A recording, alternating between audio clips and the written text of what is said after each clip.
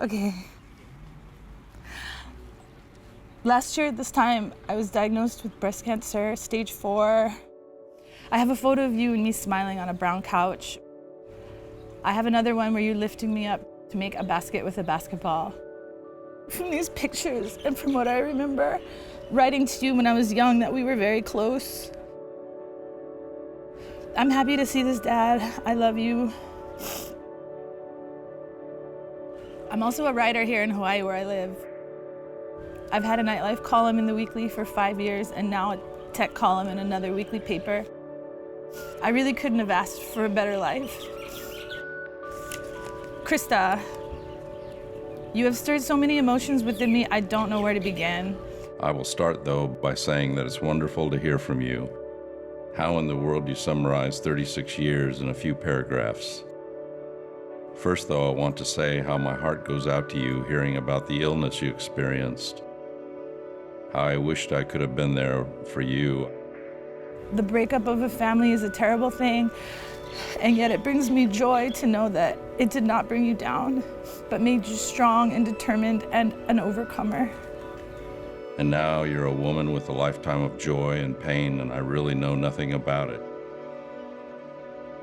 You were right that we were very close when you were young, and I will always regret losing that. You are always in my prayers. I pray that you will have many, many days to fulfill all the passion that is within you.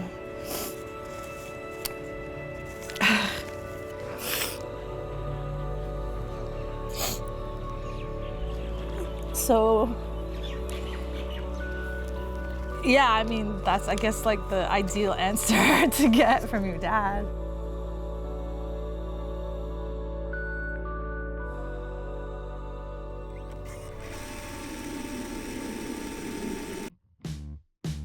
At first I was scared, you know, everybody's scared of boot camp, but it was so easy. And I actually surprised myself with how well I did. I didn't get the top of my class, but I was the top female. I got to pick between Puerto Rico, Guam, or Italy. Can you guess where I picked? I went to Allied Forces Southern Europe in Naples, Italy. Still 19 years old. I just wear my working whites every day. My boss was Greek.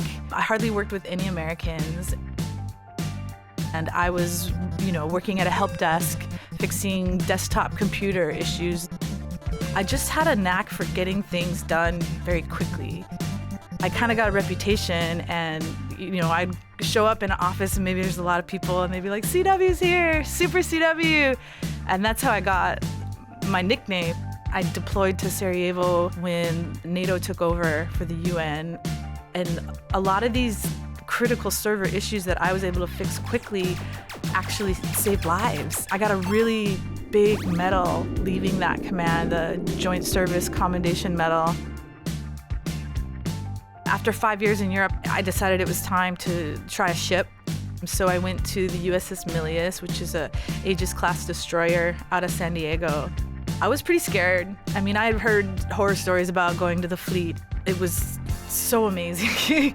It was like summer camp for grown-ups. And the service, you know, I had done 11 years, and it was a big decision. I know I took some time to really think about it, but the only command they were offering me was Washington State. And I was like, I'm from there. I don't want to go back. I want to see more or stay here. And they're like, call back in a few months. And then you'd pull into some beautiful Liberty port like Australia or Saipan, Hawaii. Something about Hawaii, it pulled me in. Now that I've been through a lot, I maybe can say that there is an energy here. Every weekend I was buying bottle service and a hotel room, a new outfit. Everybody liked me because I was always out. I liked it. I liked the area and the local people. You know, I was so enthusiastic about sharing everything. I was making a blog, uploading my digital photos that I took. People loved that they could go online and see pictures of themselves or like lurk through other people that maybe they're interested in. And as somebody who isn't even from Honolulu, to be called the nightlife queen, it just made me feel so welcome. It kind of blew up, you know. I had thousands of friends now, and I didn't even realize how popular that it got. Through that blog, the editor of the Honolulu Weekly very humbly asked me if I wanted to take over their Club to Death column, and I was like, of course I'll take it. I've been applying for like even calendar editor jobs and nobody's even calling me back. The column and the blog together, I was really proud of it. I've been playing music in Hawaii, but I've been passionate about music and playing music my entire life. I was always that person in the corner of the room of a party with the playlist, picking out the songs, because I really like the effect that it has on the mood. Controlling the vibe of a room is the biggest luxury of being able to play music as a DJ. I'm so excited for tomorrow. So, opening for Thomas Jack, well, first of all, even to be on the bill with him is one thing, you know, like that's such a great opportunity. I've been thinking about this set my whole life. I just never knew that I would have an opportunity to play it. I can't wait. I'm really excited. I'm scared and I'm nervous and I hope I don't let anybody down. I don't know, I'm just like really excited. What else should I say? Well, I'm trying to think what else to say. I'm so excited. So this is gonna be your last set for a bit. But we can talk about that if you want. No. Oh, okay, we can, yeah. I was gonna see what you're planning on doing afterwards and Okay. how. So this is pretty much my last official public show before I go into treatment and for cancer, and I have no idea what's gonna happen. I don't know how I'm gonna feel. I don't know how sick I'm gonna get. I could just be fine and keep going, but I just needed to be able to cut it off and take a hiatus and concentrate on getting better. So it is in my lungs. It's not in my liver. I am stage 4, but she thinks I have a 30% chance with chemo. I'm gonna get another few opinions, see what's up. Try to make a decision by Friday, start my treatments, and we're gonna get better. We're gonna get through this. When you're diagnosed at a late stage, especially stage 4, you know, the prognosis is maybe a couple years. The doctors, they have to tell you this kind of stuff. This is what the studies show, this is how the disease progresses, but that might not necessarily be the case for every individual. The star of Honolulu. You are. Super CW. This is amazing. We're very lucky to be living here and be able to do this party. If I had to describe Krista in one word, it would be energy. An amount of energy that's almost kind of disturbing at first, especially if you don't know her. A bit like Tinkerbell. Like, she's just the most positive, jittery energy that you could possibly put into a little bottle. The woman in charge of it all, Krista. Hello. I always love Krista, and she's an amazing person, and she always is infectious. She gives I can't ever be sad around this woman. Krista was always the coolest chick. It just makes you want to party and dance and smile and laugh. The thing about her is, she always just wants to help people. Thousands of people have this woman to thank for the best parties they experience here on vacation or when they live here. Thank you, Super CW. But when I first knew about her, she was just like this legend. I feel like I'm a pretty motivated person, but compared to her, I'm nothing. So. And when she sets her mind to do something, she does it. They don't call her super for nothing. Tell us a little bit about how music became a part of your life. For me, it's been since I was very little, earliest memories. My mom had the record player that we weren't allowed to touch that I would always touch when it wasn't allowed and play all her music. So I just remember sleeping in on the weekends and hearing her play her music, and it was just always a part of my life since forever. So it's great to be able to do it now and play music for people and kind of give them the experience that I've always had.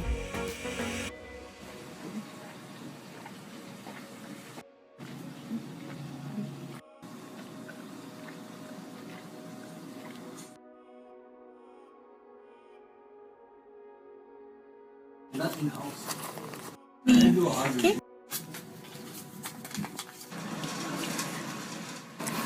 This blanket is People asking, no, I didn't get my boobs removed today. I just got my port for the chemo. This is the most special mango ever. Oh, I'm so excited. I'm so excited. The best mango. It's so good, right?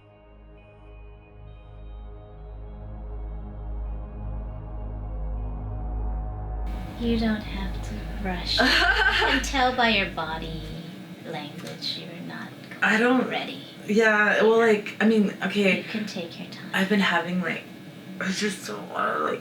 You don't want to stress over this, I can already tell. And let's not rush into it. Is waiting gonna make it worse?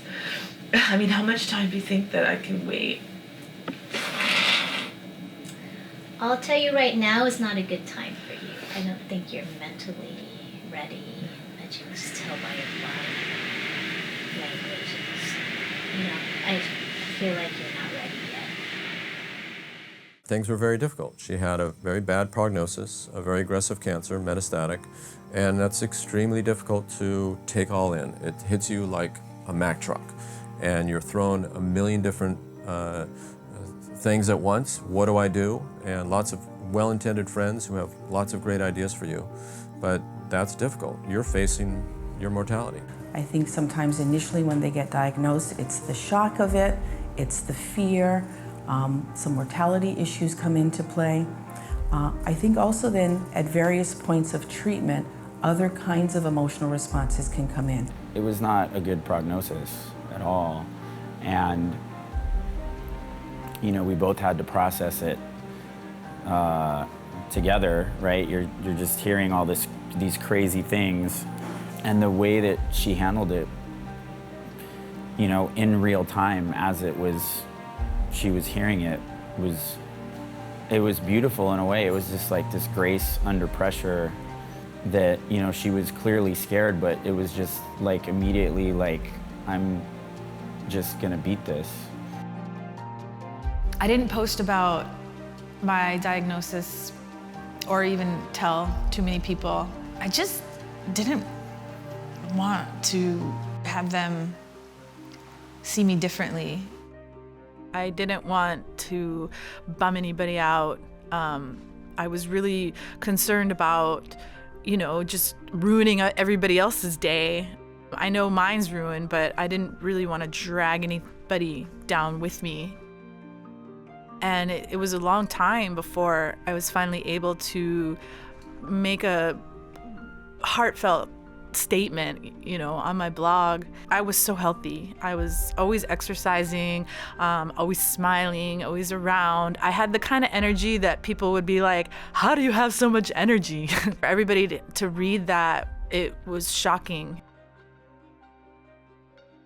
From that, I just was flooded with so much love and support that I never even thought of that. Like, I never realized how much strangers even could care about me. I think part of that was just me feeling, like, why would they care? Why would anybody care about me? It wasn't until I started my treatment, I went to my blog and wrote a post. It was pretty detailed, and I basically just asked that people, if they see me, to not bring it up. I don't want to talk about it. If I'm out, that means I'm feeling okay and I want to be enjoying my life. I don't want to talk about it. They hear cancer and that's it. That means she's gonna die. And the only thing that I ever knew about stage 4 was that you die when you get stage 4. That's the stage before you die. There's no stage 5. There are very few of these groups in the United States. There are extremely few stage 4 groups, and that's just a tragedy. People would come up to me with this look like, oh, I'm so sorry, and oh, and I'm just like, hey, I'm DJing right now. I mean, I'm pretty good. But how could she die? Look at her. She looks great. That's what people really say. They do. They're like, God, you look so great. They say that all the time. Even when I'm having like a real day, they'll be like, God, you look so good. I'm like, well, thanks.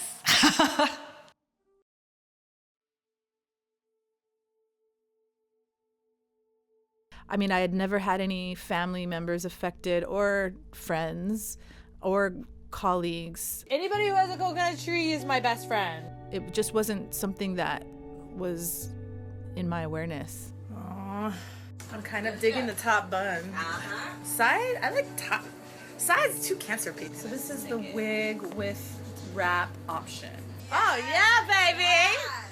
Yeah. You can't even tell it's a wig. I know. Wear a beanie, cool girl, long hair. It was out of the blue. I mean, she's always been so healthy and in shape and active, and she just leads a good, full life. Like, somebody like that's not supposed to get sick, right? I mean, nobody thinks cancer's gonna happen to them. They'll tell you your life expectancy, but, you know, that's up to you if you want to accept that.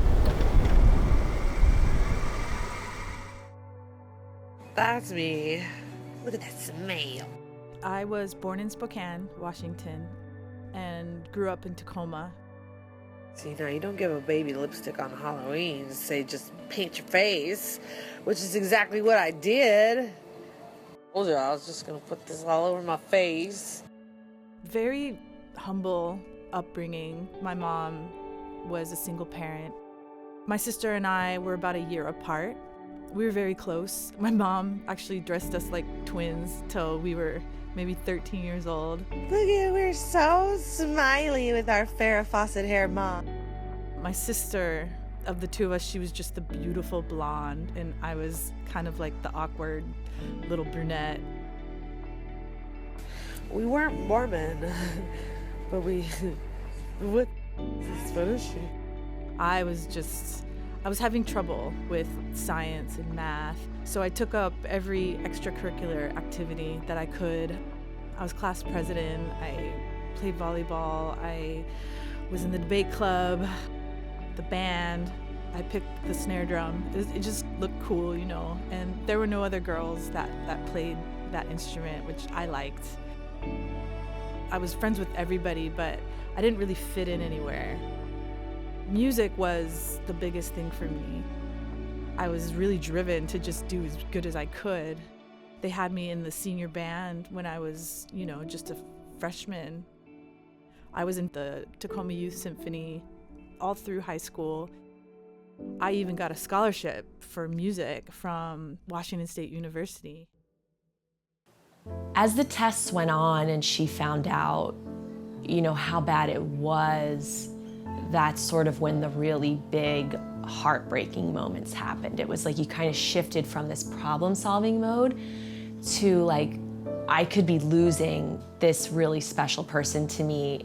That month leading up to the diagnosis was probably one of the darkest periods of my life. And I still can't really pinpoint what happened or why. I should have been in the prime of my life, at the height of my career. Everything was going so well.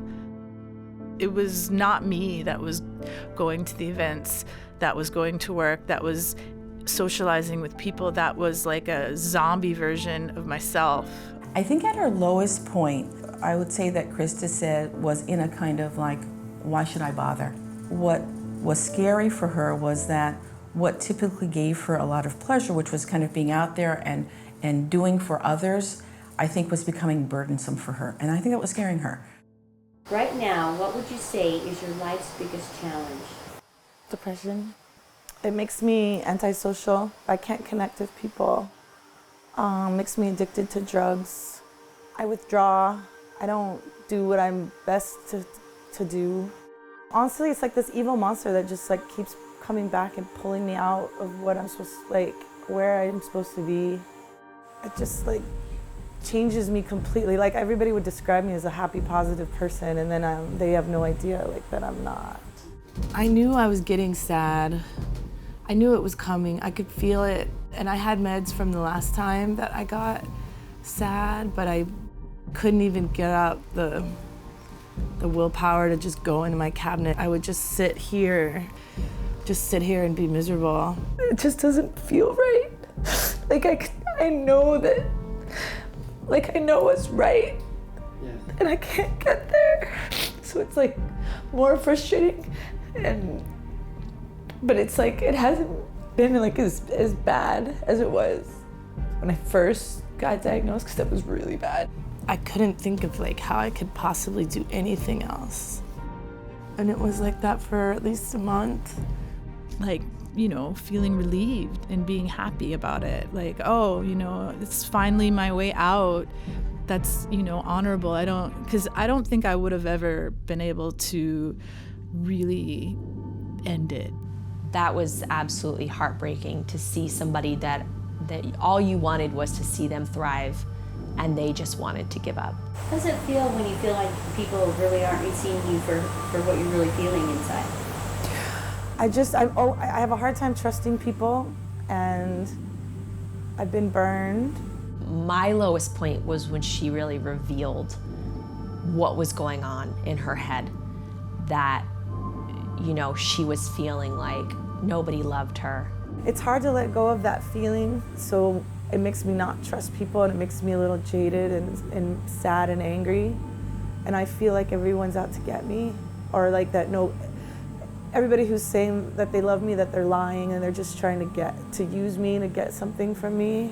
She was feeling like maybe these friendships that she had made were a facade, and that was definitely the hardest part for me, because how do you bring somebody up from that, right? I mean, you can tell them all that you want. No, people love you.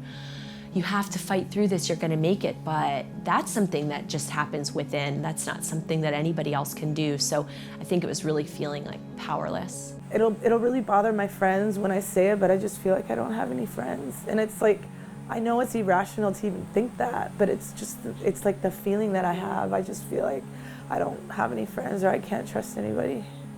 Going peacefully with like some kind of like God-given disease or whatever is like, it's not so harsh.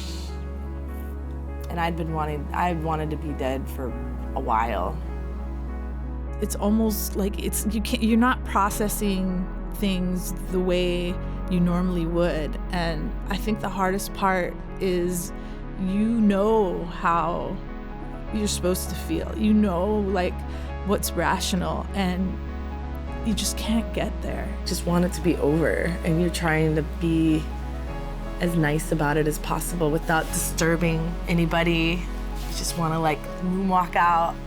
And I think about people who have committed suicide, and I would look up to them, like I would like their bravery or their courage to even do it was like inspirational to me, because I didn't have that strength to go there. You can't, it's so isolating. You can't talk to anybody about it. You don't want them to see you like that. The tendency to feel depressed is inherited.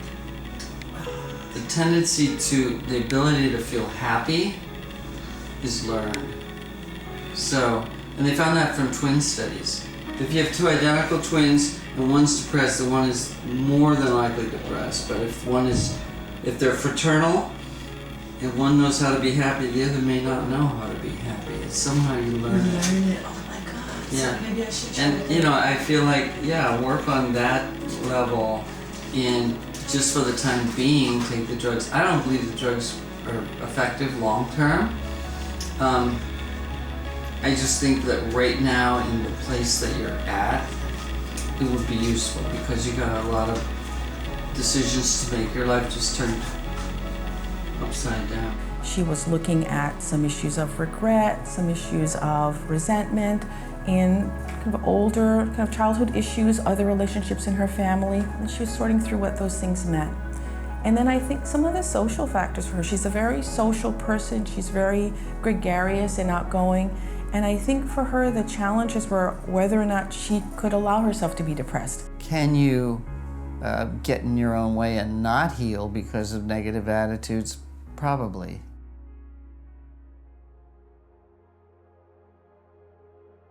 I was actually kind of accepting that this was the way I was gonna go. I was happy with it, but I had to, you know, play the part for my friends and family, and I was scheduling. I know I had my mom who's gonna fly out. I was gonna help, like, have her come out here and help me pack up my apartment, just to make it like peaceful. Now, Kristen knew I was going to the psychic, but she didn't know that I was gonna ask anything about her because I was scared about what she was gonna say. So I showed her the picture of Krista, and she said, she started doing this. She said her left breast, she has a lump in her left breast. And she told me if she does just natural, she's gonna die. She can't do just natural. It came out of nowhere, and it was such a crazy, like, snap out of it, grab your collar moment that I can't think that it came from anybody but God. And at this point, Krista and I were looking into going to Mexico to doing 100% naturopath, so not doing the, you know, Western medicine, chemotherapy treatments at all. I remember exactly how I was just like laying face down on my couch. Like, you know how you do that and you're like texting, and I was like, how did it go? How'd it go with Lambo? And she said, it went good. I asked about you. And I was like, oh, what did she say? This is through text, so it was like the delays, you know, in the response. And I was sitting there in my phone, and I'm like, do I tell her this or do I not tell her this? She said she's sick, she needs surgery, she survive, she get better. And I was like, huh? And I remember like, what? And so I said, yeah, she said that if you do just natural, that it's not gonna work. This is like in the middle of me accepting that I was done. I wasn't even expecting her to ask about me. I mean, I honestly, like, I didn't even think to even ask her to. I just was like, wanted to know, like, what happened? What did she say? And she was like, I asked her about you. And I was like, huh?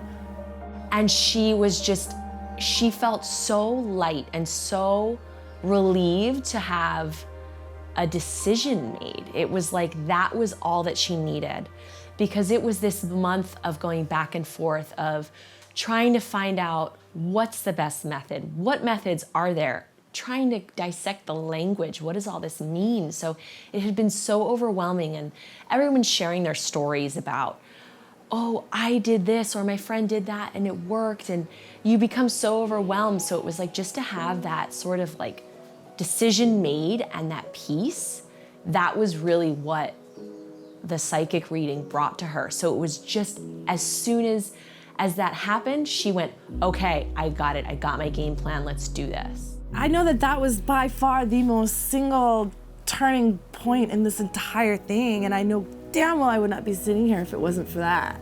I know it. That was God yanking me out. It's like, stop it, snap out of it. You don't have to be like this. I would say historically it was sort of you have to do this or you have to do that. And whether it's conventional medicine or integrative oncology or naturopathic approach. And I think many oncologists are recognizing the value. Here on the islands, we have lots of oncologists that work very well with me and understand that I'm not going to do anything to interfere with their treatment. I'm going to enhance their treatment, and I'm going to support that patient's body to have greater survival.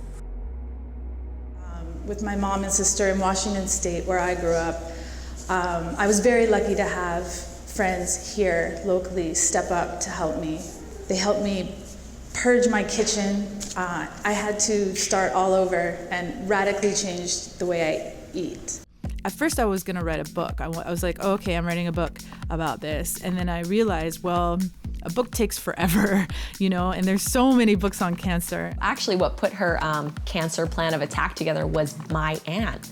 She got diagnosed with pancreatic cancer. And so I sat there and I started kind of writing notes, and I was like, okay, I have to send her these, you know, the RGCC test. And eating the mushrooms and, you know, all these things that we had that she had done. And Krista said, I said, hey, what else can you add to this list? And she goes, hang on, I'll put something together for her. And I thought it was just gonna be a text message. A couple days later, she sends me this, I don't know, what is it, like an 8-page document on her entire cancer plan of attack. And it was amazing. So I just made it as a free Google Doc. I just sat down one weekend and wrote it. I'm here to tell you, you can do something about it. I was hoping it would just basically like snap somebody out of that funk that you get in when you're scared and there's too much information out there. There's like, you don't want to look at the internet because there's so much. I am going to, as simply as I can, share with you the steps I took to take control of my health. This guide, it has things that just came to me by the grace of the network that I had built, you know, the community stepping up, friends that I had, colleagues that like knew certain things, and I was able to quickly sift through all of that to make my treatment plan, and it worked for me. Purge your kitchen. Right now, you need to detoxify your body and stop the cancer from growing. No processed foods whatsoever. If you have to read a label, it's already the wrong thing. Cancer cells love sugar, so starve those suckers. No white carbs, bread, rice, soda, energy drinks, candy, refined sugar. Stop it all cold turkey and focus. This goes for everything that is physical as well as emotional. No stress, no drama, only positive emotions, love, gratitude, and joy. It might not have cured cancer, but it's definitely taken me well beyond the original prognosis. I can't tell you how many times I've sent this to people because unfortunately now for women, cancer it's a 1 in 3% chance of being diagnosed. For men, it's 1 in 2. So all of us are just having these constant like bad text message, phone calls going, hey, just want to let you know so-and-so has been diagnosed with whatever type of cancer. So I have sent this cancer plan of attack to probably 25 people at this point. Krista was curious.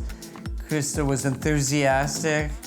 Krista was a searcher, is a searcher. She was able to access all kinds of information from all sorts of different people and magnetize people into helping her and creating a positive situation for her. I'm no doctor, and each human is uniquely programmed, so I just have to share with you what worked for me in hopes that I can help you in those critical first few days or weeks after your diagnosis.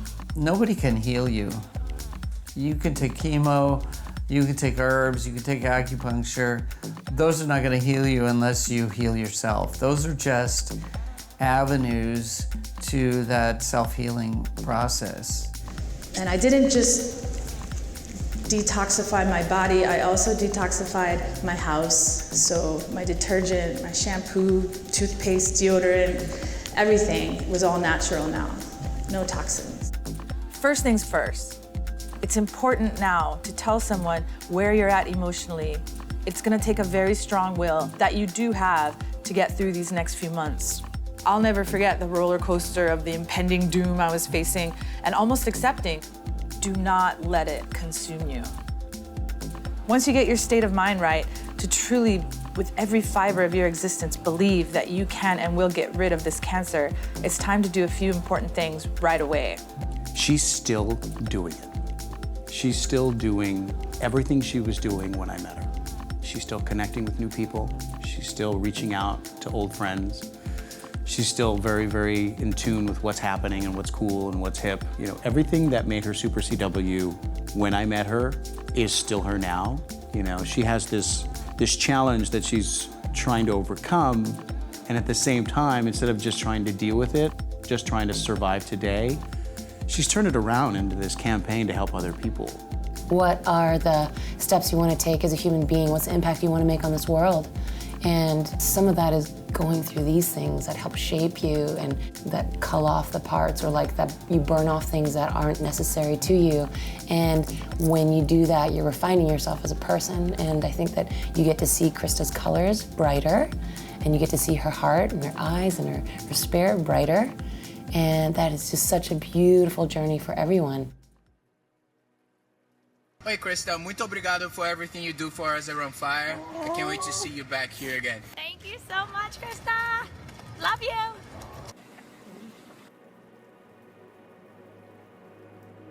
My whole life I've loved to share. And then as soon as I got sick, I just had this urge to share. The more people who started watching my snaps, the more motivation that I had. Vitamin C time. The vitamin C tricks your cancer into thinking that it's glucose, but then it's not. And then it kills it. Kill the cancer cells. For 4 months, every single day, I was making stories, sharing stories. What did the doctor just tell us? She got a good report card. Gold star patient today at the naturopath. Who was it? Constantly keeping everybody updated, it gave a lot of hope to myself. It kept me accountable to take all my pills, to do all my treatments. And second of all, I wanted to show myself that I could do it. I just wanted people to see, that first of all, that it could be done and really go for it. How am I doing? How are you doing? Tell everybody how I'm doing. She's doing amazing. Hi. Good boy. This is the happiest day of my life. Thank you, Yoda. Thank you. But the ups and downs of cancer for every patient is very, very difficult. And you get good news, you're up. You get bad news, you're down. I tell my patients that you need to understand there's going to be times where you can't put too much weight on good news because we need long term. And we need to pay attention to years. She went from not knowing if she wanted to survive to going way beyond anything I've ever seen anyone do to fight for their life. I gotta get used to this. She hates taking pills. And she drank baking soda and lemon every morning. All my juices are back. That might not sound disgusting, but I tried it and it's gross. You gotta listen more than you talk. And, your opinion and the way you think things should be done.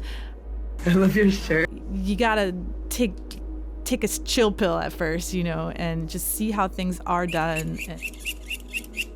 I mean, these are things that you don't just lay back and go, okay, well, my doctor said do chemotherapy and that's what I'm gonna do. She went beyond. She went way beyond. Go away, go away, go away, skin.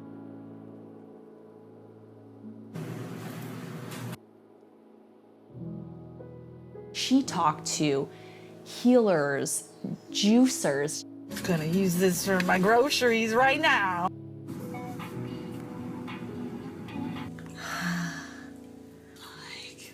I mean, she gave up her favorite things in the world to survive. We're gonna live, Rocco!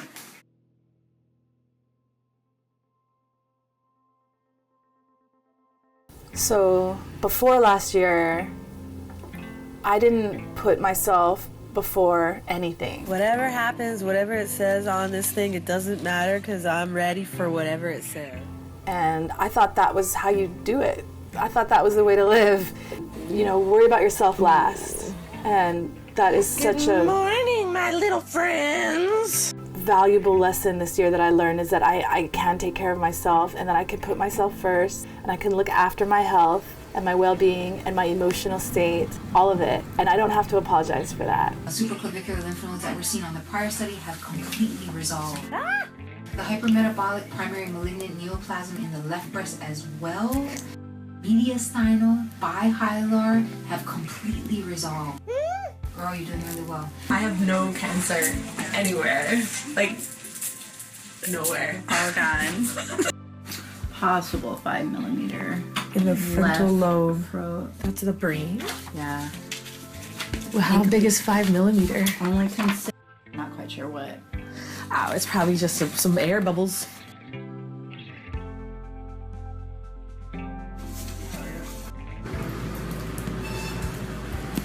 God, everybody's love and positivity and positive energy is in me.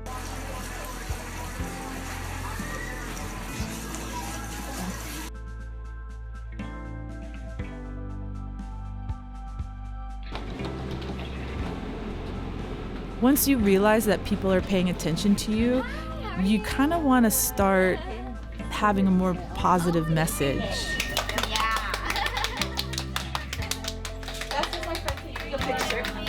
Okay, here goes Bell of Hope.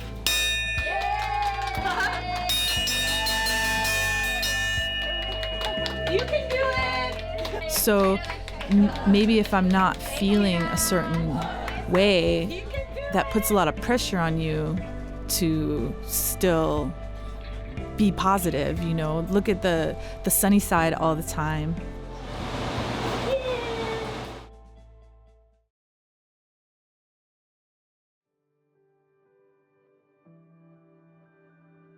But I was really good at it. You know, everything that I posted, everything I projected was the sunny side up.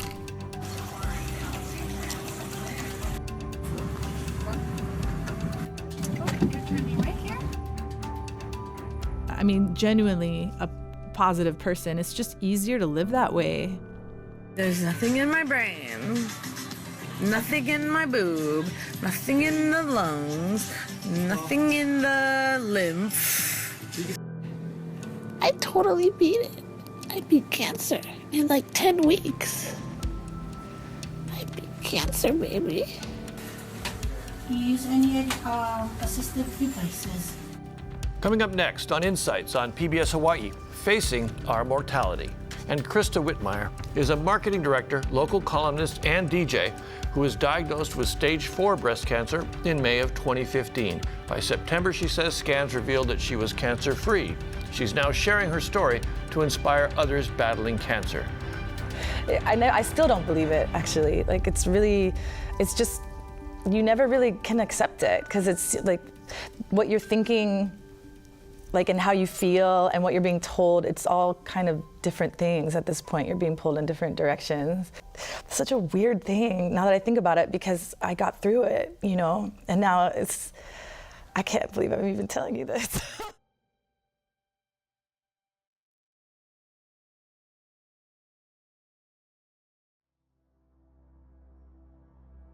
My mom and my dad actually split up when I was 3, so I don't remember him too much. I see photos of us and I see how close we were.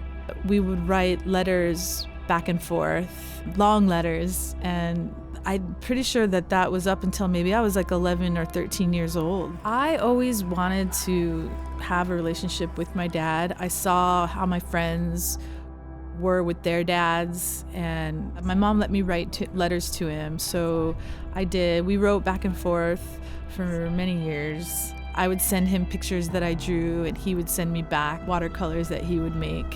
And I remember that he really liked taking photos. He always had a camera. I've always wanted to get back in touch with him and, you know, just see what he was like or what he was doing, tell him what I'm doing. I mean, it's my dad. I've always wanted to reach out to him, but I never was able to take that step, you know, to send the letter or the email or make a call until... I'm just glad you found it in your heart to contact me. I'm overwhelmed by your accomplishments and your drive to have a full and meaningful life. They told me that the cancer was back and that it was all over my brain. I really didn't believe that was gonna kill me for some reason. I just didn't think. But my doctor was, the way she was treating it, like, you know, I was going down, like I had like months now. You were right that we were very close when you were young, and I will always regret losing that. I was like, well, you know, I better get my affairs in order and I better try to connect with my dad for one last time. I enjoyed the letters we had when you were young and missed them when they stopped. I only blame myself for that. You're always in my prayers. Love, Dad.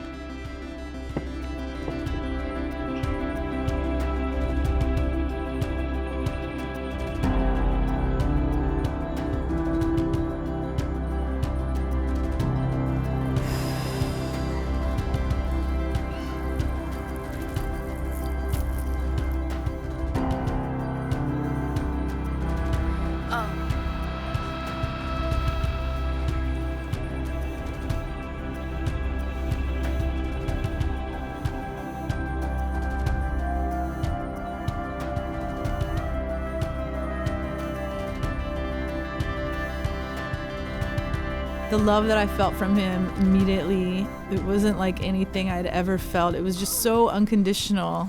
And to have that feeling from a man, it was just something that I've never experienced.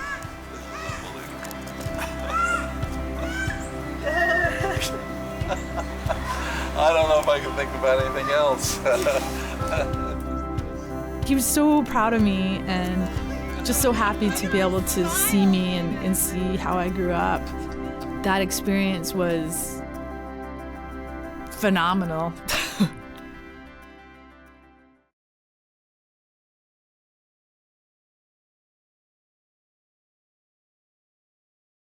Obviously, I'm not grateful that she got sick, but I'm really grateful that one of the good things to come out of this was that her and I became closer as sisters, because I mean, family's important. You have friends, but family's always supposed to be there for you. And I felt like something was kind of missing my adult life, and I know that Krista was a big part of that because we had always been so close growing up. My first word that I think of when I think of Krista is light. Radiant positivity and love. And it's contagious, it's beautiful, it's positive. She can take anybody that she runs into and make them seem like the center of the party. It's changed her forever in a way that I don't think I ever see her doing anything ever again that doesn't help other people. It's maybe 10 to 20 times a week that I'm sharing my paper with somebody else who's diagnosed or who knows somebody who's diagnosed. And just knowing that I just have to do, like, all I have to do is share what I did, that's helping people and it's saving people. I think that she's realizes her power and her strength and realizes that it's good because, you know, it helps to make sense of all this, right? She's taken the trauma that she's gone through and I think become even a better person. You know, somebody who turned a campaign of self-survival into a triumph for other people. If more people are getting cancer today, more people need the message. And she's like, I feel like she's doing this for everybody else. She's like this catalyst in our generation. She is so bright, and she's almost like a light for other people in a way. It's almost like she's a bird that like flies like over the water and once in a while would hit the water, but really is really meant to soar. And I think that she almost catches a lot of people's eyes because she is so bright. And I think this journey for her, I don't know if she knows how strong she is or how strong that she was, but this journey definitely is getting her to not just gather people for social occasions, but for something greater. This whole illness has thrown a wrench in what I was doing, where I was spending my time and energy, and now I can see so clearly that my storytelling ability, my ability to share, these were talents that were given to me so I could help people. I've been through a lot, but I'm not the only one. There's so many people being diagnosed, and I know this because they're reaching out to me. They found my information somehow with the paper I wrote, with the YouTube videos. I'm in a conversation with at least a dozen strangers a week, and I'm happy to do it. It gives me life. It's giving me the strength to go on. Enjoy your life, and every day, every minute is a new chance to start again.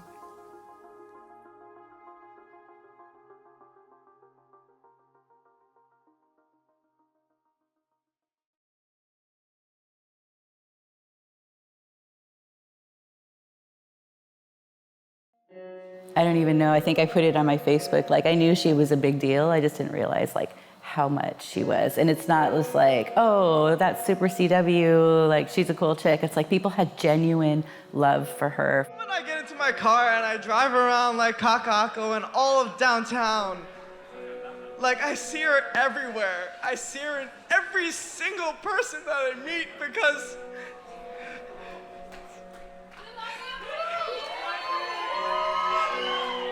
like all the people that I've become so close to, the community in Honolulu that I know, like every single person I know because of Krista, every single person that I'm close to here, is because of Krista. It's like she could go in and find like the traits in people that were meaningful and like introduce them to the right people to just kind of like, she was great at building connections for people and she genuinely meant it, and she just like, she would follow up too. She wasn't fake at all. The one thing that she did through every stage of her life was she infused everything with joy. Like I could feel it in the room, just like this overpowering just love and adoration for her. And or she might say, isn't it amazing? Amazing, right? It's exciting, get excited. These are the things that I'll always remember about Krista, and I know that if she were here, and I feel like she's in this room tonight, that's what she'd be saying to all of us right now. So even when I think back to those days where I used to say, Krista, what's good? I realize that there's only really ever one answer to that question. Krista, you're good. You're the one that's good. she felt like she had accomplished everything that she was meant to accomplish. She had worked fighting this cancer for 3.5 years, and she did everything that she possibly could. And she was ready to transition to the other side, and she was okay with it, and she felt good about it. And I don't know, she was just, there was a peace about her, like I could feel it sitting there with her.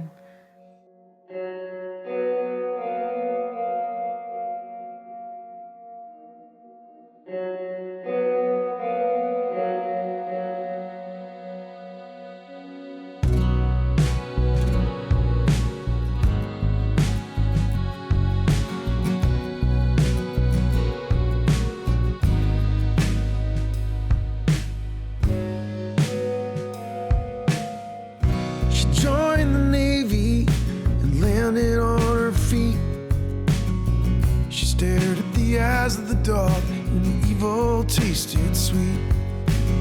She chewed it up and spit it out before it turned her to the ghost. What she left was hope down here. It's what we needed most. We watched while she smiled, drowning in the sea. Even gifts for us that later would be seen. We said, oh no, we ain't giving in. Take your trouble elsewhere, man. You ain't gonna win. Oh no, we ain't giving in. Take your trouble elsewhere, man.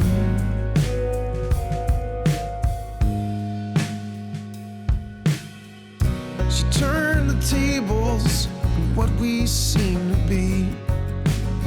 With her smile, her love, her charm, lessons would be seen. If you can't stand, or you seem a bit confused, remember Krista's way, you might walk in Krista's shoes. We watched while she smiled, drowning in the sea. She was leaving gifts for us, later to be seen. We said, oh no, we ain't giving in. Take your trouble elsewhere, man. You ain't gonna win. Oh no, we ain't giving in. Take your trouble elsewhere, man.